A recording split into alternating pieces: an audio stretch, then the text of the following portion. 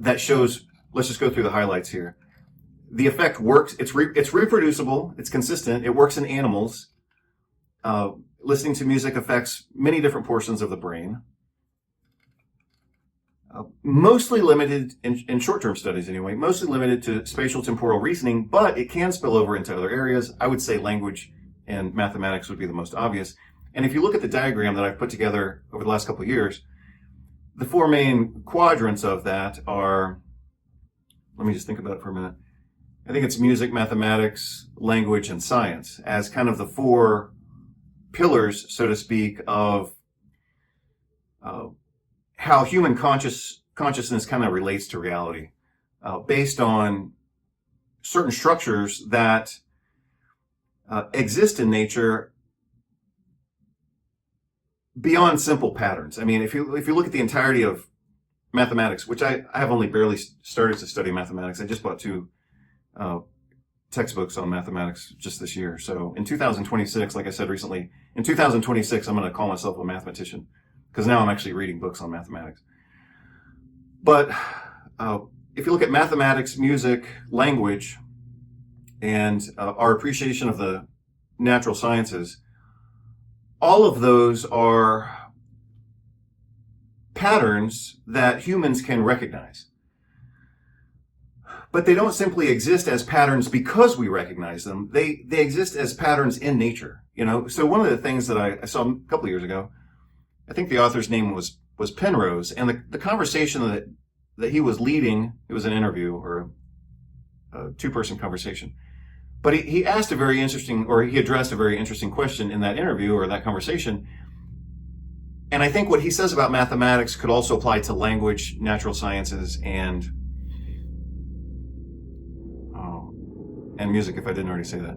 So again, the four main cornerstones are music, mathematics, language, and natural sciences. But in that particular conversation, Dr. Penrose, I presume, addresses the question, is mathematics discovered or invented?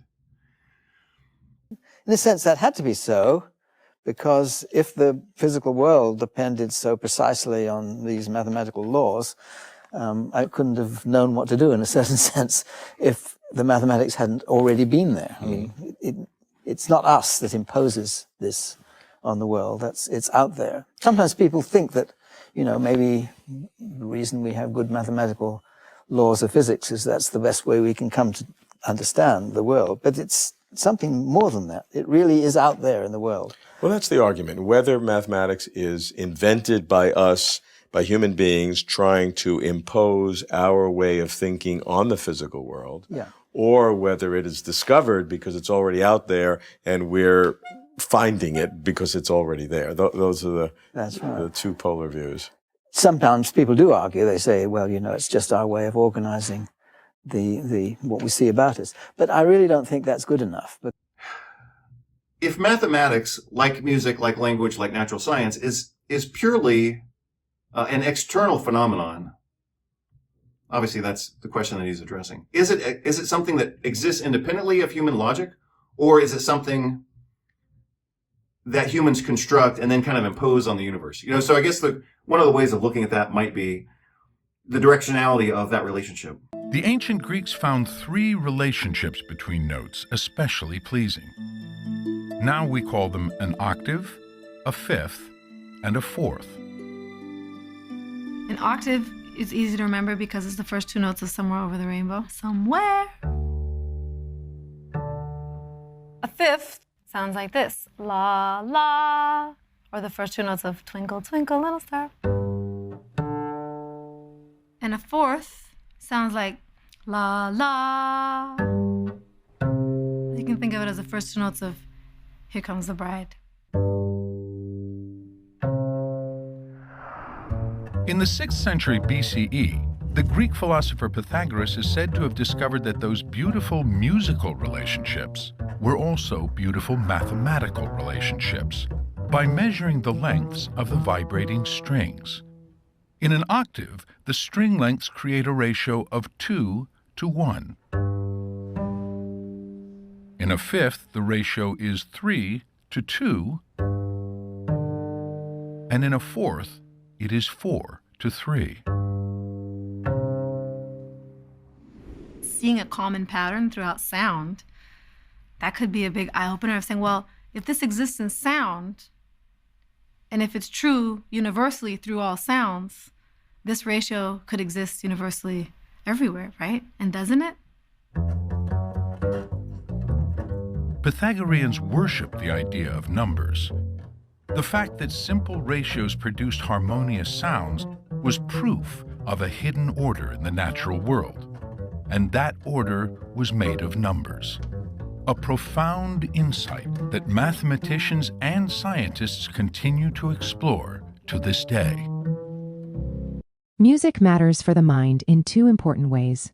First, quantitatively, because we generally spend hours and ultimately years listening to music, either directly, attentively, or passively, whether we choose it, or if it is in the background and ambiance of other settings, such as while working, shopping, eating, and exercising.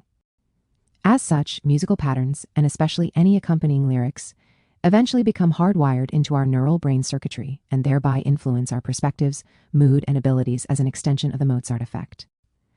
Second, qualitatively because of the aforementioned rewiring of the brain depending on the quality, complexity, and cleanliness, when instrumental or contamination, with lyrics of the music.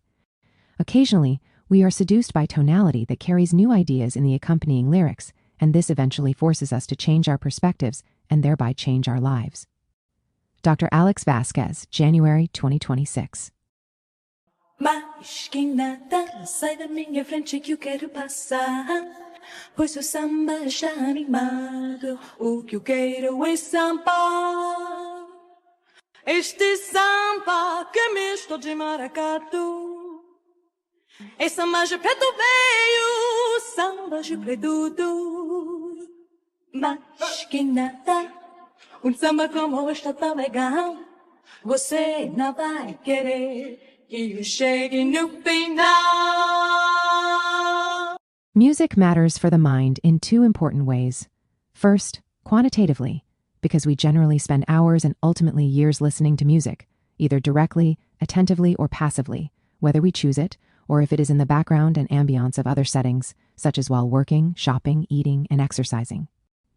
As such, musical patterns, and especially any accompanying lyrics, eventually become hardwired into our neural brain circuitry and thereby influence our perspectives, mood, and abilities as an extension of the Mozart effect. Second, qualitatively because of the aforementioned rewiring of the brain depending on the quality, complexity, and cleanliness, when instrumental or contamination, with lyrics of the music. Occasionally, we are seduced by tonality that carries new ideas in the accompanying lyrics, and this eventually forces us to change our perspectives and thereby change our lives. Dr. Alex Vasquez, January 2026. Mas quem nada sai da minha frente que eu quero passar, pois o samba já animado, o que eu quero é samba.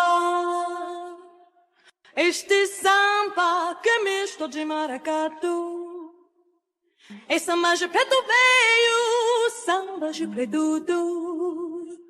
Mas quem nada, samba como este tão legal, você não vai querer que eu chegue no final.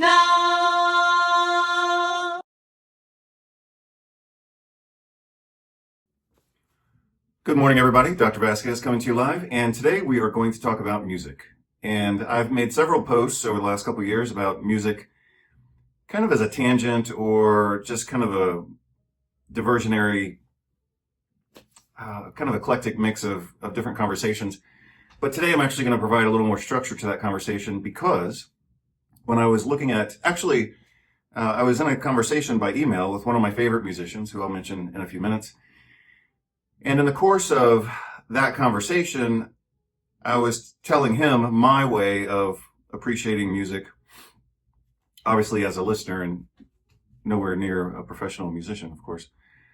But I was telling this very accomplished musician about certain perspectives I had and some of the research that supported that perspective. And then, of course, I started looking at the research more, and for that reason, we're having this conversation right now. So one of the articles of several that I looked at the other day was this one that I'm going to review right now, and this is going to be kind of the centerpiece of today's conversation. This article obviously appropriately titled The Mozart Effect. That's kind of the basis for this concept and the things that I'm going to talk about within that concept and then kind of extend from there. This article is really good. It's maybe about 3 pages, published in the Journal of the Royal Society of Medicine, April 2001. So I'm going to provide a reading of that article kind of in the middle of this conversation. So I'm going to introduce a few topics, then we'll take a look at the entirety of the article. And then I'll give you, some of my deeper, perhaps, perspectives. I haven't prepared this particular conversation, even though I have a few ideas kind of floating around in my head. And that's going to be, obviously, somewhat of a task to kind of herd those cats into something that appears to be a linear conversation. So I had good and bad luck in my youth, as I assume most of us did. But one stroke of good luck occurred when I was living in Houston, Texas. I was about 20 or 21 years old. And, back in the day, especially in Houston, Texas, which has got to be one of the most boring cities in the world, I remember some Friday night or Saturday night, I assume, I went out with my friends and we went to a record store. And back in the day, this would have been 1991-ish. It was between 1991 or 1992, because I remember having a conversation about this in 1992, so it obviously had to happen before then. So 1991 or 1992, I'm just out with the guys, and we went to a music store. And, back in the day, we bought physical records, like disc records, or we bought audio cassettes. In fact, I might even I do have an audio cassette, but it's in my other piece of furniture. And the technology wasn't such that we could sample a piece of music before we bought it. We just had to buy it and hope that it turned out to be okay. So, whatever. I'm walking down the aisles of this music store and they've got records in one section and then audio cassettes in another section. Some of you might not even know what an audio cassette is because it's not really technology that anybody uses anymore. I'll show you what an audio cassette is. For those of you who don't know, I think I have one over here. Yeah. So here's an audio cassette, which I have likewise, I've carried this around now for 25 years, this audio cassette. So like I was saying, back in the day, when we went to buy music, we either had to know something about it or we just had to go for luck. And so I still remember, this was a record store on a big street in Houston, Texas called Westheimer. And I remember coming down the aisle, I made a turn to the left, and in front of me was an audio cassette titled Primal Magic by Struns and Farah. And I didn't know anything about them. I had no way of sampling the music. I had no way of being, previously exposed to that music. But I just looked at the cassette, and it had a pretty picture on the cover. And back in the day, that's what we did. And that's how we purchased music. So I ended up buying, not this particular cassette, but a cassette of their music. And I have to say that changed my life. So again, I was more or less 20 years old, 21 maybe, but between 20 and 21. And so that was a musical experience that I had. I'll talk about it more in this conversation. That was a musical event, so to speak, for me. Actually, I had 3 musical events around that time. But that was one of them that really changed my life.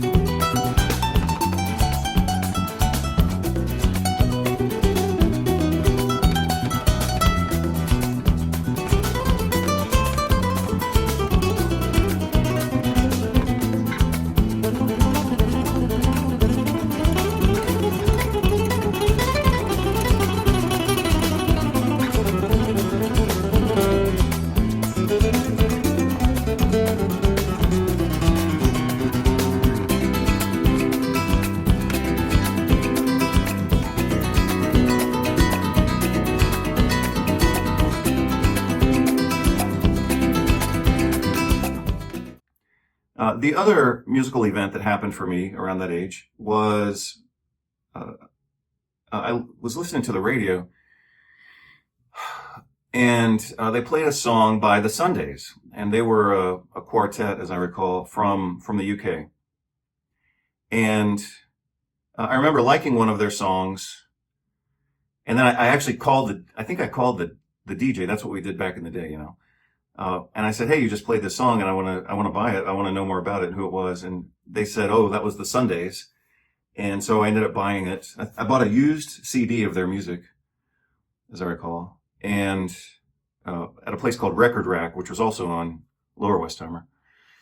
And that also changed my life. So, but the first change that I attributed to Strunz and Farrar was from the complexity and the tonality of their music.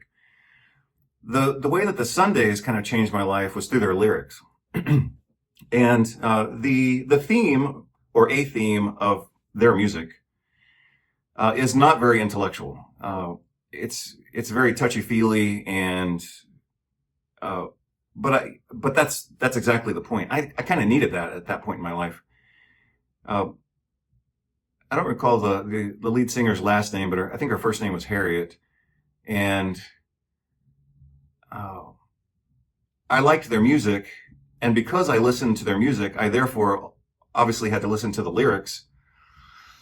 And at some point, you know, those lyrics kind of changed some of my perspectives. Again, not because they were intellectual, but because they weren't intellectual. And they were just kind of like touchy-feely, go with the flow kind of thing. And I didn't have a lot of that in my life at the time. So I do feel like their music also changed my life, because in order to listen to the music, I had to listen to the lyrics. And over time, listening to the lyrics gave me perspectives that at that time were outside of my personal experience, whether my family, my city, or my social experience. So either today or in another video, I'll talk more about that if necessary. But I'll give you a sample of, well, I'll play the part of her song that kind of changed my life. Again, I was like really, at that point in my life, I had just gotten out of military school, you know, around that age. I was very disciplined. I was studying. I was, you know, trying to create this career path for myself. And I was thinking, man, I'm going to study this, and then I'm going to study this, and then I'm going to study this, and all this kind of stuff. But I also needed, you know, some influence in my life that was more about like just taking it easy. And I had a friend at the time, and he was kind of a surfer dude. And yeah, he was that as well. But the music was a bit more explicit and kind of changed some of my perspectives.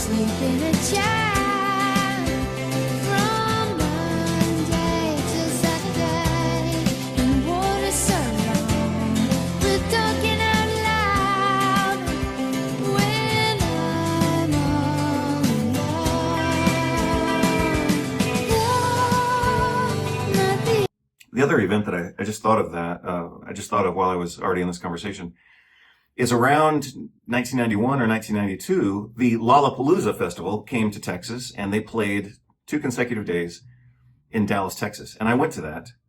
I bought a ticket, 2 tickets, one for myself and another for a friend of mine who ended up not coming. He was living in Georgia at the time, or Alabama.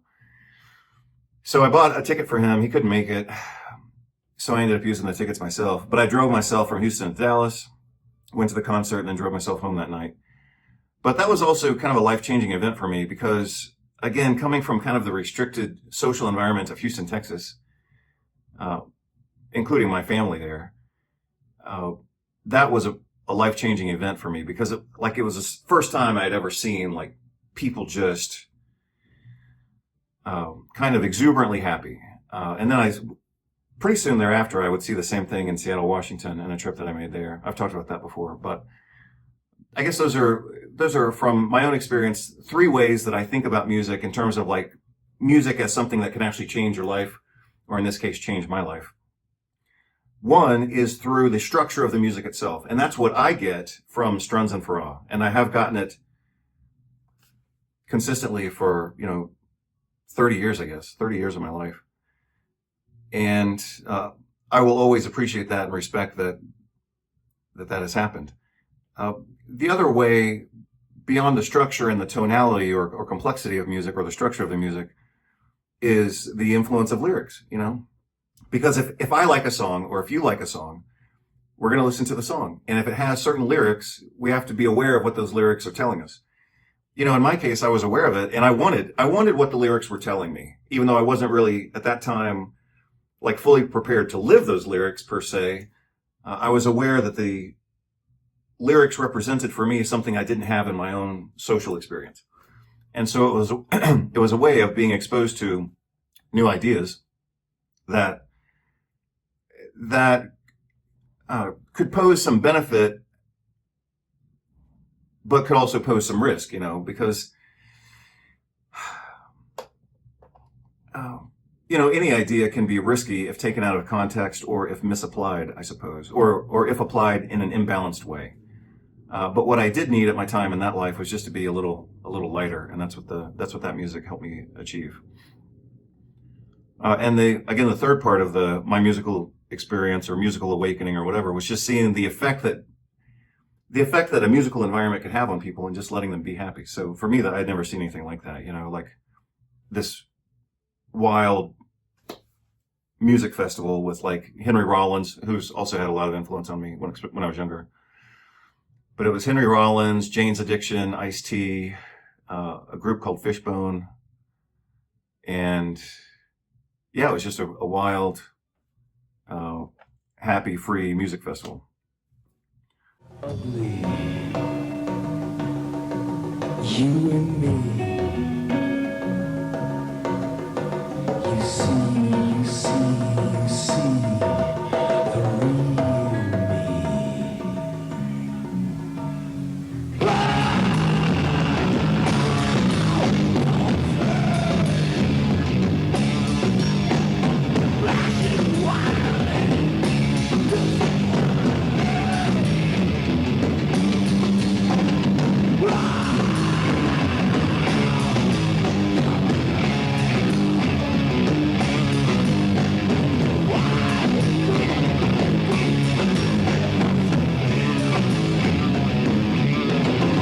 Yeah, it was just a wild, happy, free music festival. So anyway, those are kind of some experiences that I'll weave into today's conversation or into another conversation. I did write some extensive notes. You obviously know that I never write extensive notes, but I did write a few notes. Oh yeah, I was talking about like the danger. I mentioned the danger of music and the danger, especially of musical lyrics. So it's just something that I think we have to be aware of. And I've been aware of this for many years, even though I've never talked about it. But I do remember when I was growing up, again in Houston, Texas, you know, we just listened to what was ever on the radio. And because we didn't have no one was carrying around a digital phone where you could control, you know, the exact song that you want to listen to at that moment. You just listened to what was ever on the radio or what you had in your cassette player. And I am aware, of course, reflecting on this more as an adult, but maybe even then it bothered me, even though, of course, I didn't have the language to describe what was happening. But I am aware now, and I remember being affected by this, but like I said, I didn't know how to get out of it or how to describe it more accurately. But, you know, back then when we couldn't select our music and we just listened to what was ever on the radio, some of that music I think had a negative influence on many of us and probably still does. I mean, a lot of music these days is just junk, but people have, for better or for worse, they have more control over what they listen to. So in my case, if I'm listening to a song and I have some control over it, I can choose to skip it or delete it to not listen to it again. But, you know, back in the day when we didn't have so much control, we were forced to listen to the completion of the song and hope that the next one was better. But what I'm getting around to saying is a lot of those songs had, I think, a negative influence, potentially on me, but certainly on the culture as a whole, because a lot of those songs are just stupid, you know? So, you know, musicians and singers get an audience based on the popularity, or maybe the music is good and the lyrics are junk, and so they sell, 8 million copies. But let's assume for a moment that the music is good and the lyrics are junk, because usually the lyrics are junk. they're not going to convey anything of meaning or complexity. They're just going to convey whatever the singer or the songwriter is thinking of at the moment. It could be a drunk night doing stupid stuff. And then that becomes a song and it sells millions of copies. And then you've got literally tens of millions of people being influenced by those ideas, even though the ideas themselves maybe have no value or they have a negative value. And I know that, a lot of the music in the 70s and 80s was really codependent. And it was all about, devotion and love and just flat out codependence. But a lot of us were exposed to that type of music when we were at such a young age. We didn't even know what love was or what love should be or what love really is. So, a lot of us were raised on these fantasy and really stupid and kind of deformed and codependent versions of so-called love that we learned from, popular culture, whether it's movies or television shows, but especially music, because music is very repetitive. So let's say that some producers, make a stupid movie about being emotionally codependent. I mean, there's plenty of movies like that and television shows too. But one of the two distinctions there are, even if you were to watch that particular movie 2 or 3 times, it's only 2 or 3 times. And usually, especially back then, we didn't have the power to even, rewind a television show, let alone watch it whenever we wanted. But with music, we can be exposed to a given song hundreds of times. And if it has, socially dysfunctional lyrics, let's say, or codependent lyrics, then we're going to be exposed to it and exposed to it and exposed to it. And it can influence the way that we think about things, just in terms of volume of repetition, but also the fact that it has music, obviously in the background. So you've got these codependent or dysfunctional lyrics on repeat, accompanied by music, and I think that kind of helps it kind of sink into the brain at a deeper level. Anyway, that's just an idea. So anyway, back to this article, which is the focus of today. It's kind of the conversation piece of the day. So again, I'll introduce this, we'll look at the article, and then I'm going to tell you what I think are the big take-home messages from this article. So that was my scoping and personal introduction to this article. Let's look at this article now. Journal of the Royal Society of Medicine, 2001. I used to be a member of the Royal Society of Medicine when we lived in Europe, but it's just a social group. I mean, they have a nice venue, because I've stayed in their hotel a few times in London. They've got a really nice client or member hotel that's really nice. And then they have another one that's just like medical barracks, and that one's pretty lame. And they also have like a meeting club and a restaurant, things like that. So it's an actual physical location, the Royal Society of Medicine. But anyway, it's basically just kind of a social club. But they do have a journal. Maybe I'll publish something there eventually. So the Mozart Effect, Royal Society of Medicine, 2001. In 1993, these researchers made the surprising claim that, I'm going to talk about this song in just a minute. I'll give you a sample of this song because I don't like it. But it is considered an exemplary piece of very structured and very sophisticated music. And you'll see that's kind of a recurrent theme when we talk about the Mozart Effect. So in 1993, these people made the surprising claim that after listening to Mozart's sonata for 2 pianos, K448, for 10 minutes, normal subjects showed significantly better spatial reasoning skills compared to a control group that just listened to whatever. Mean spatial IQ scores were 8 and 9 points higher after listening to the music than in the other 2 control conditions, and the enhancing effect only lasted for 10 minutes. Well, if they only listened to the music for about 10 minutes, then you would expect a short-term effect. You wouldn't expect that someone's going to listen to one song for 10 minutes and then have an effect forever. So it was a short-term exposure followed by a short-term modification in brain function. And so again, the way that I'm going to structure this after my, kind of personal intro and segue is introduce this article, go through the article, and then I'm going to tell you what I think this article conveys in terms of importance. So let's take a look at the article again. I'll start obviously with the first paragraph. So after listening to Mozart's sonata for 2 pianos, again, it's K448. I'll give you some samples of that right now so that you can at least know what they're talking about.